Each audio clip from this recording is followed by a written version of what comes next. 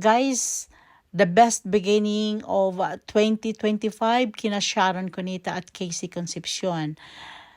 Bungad pa lang ng taon ay napakaganda na para sa kanilang pamilya. Dahil nga napag-alaman naman natin talaga na sinabi ni Sharon Cunita na strange na sa kanya si Casey Concepcion kung ilang taon na.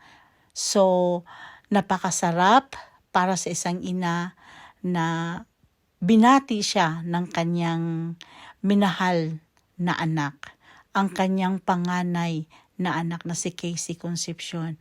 At napakasarap naman talagang basahin ang mensahe ni Casey Concepcion para sa kanyang ina.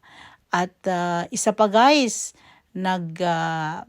paabot din ng mensahe, greetings, si Gabby Concepcion sa kanyang ka-dear heart na si Sharon Cunita.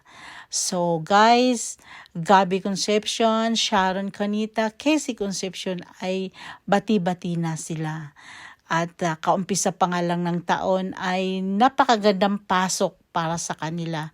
At naway matutuloy na talaga ang kanilang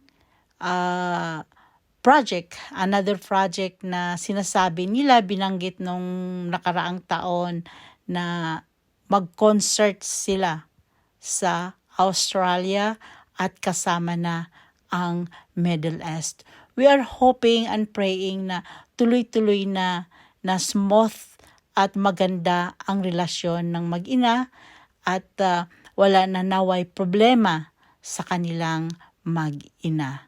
So guys, happy birthday Megastar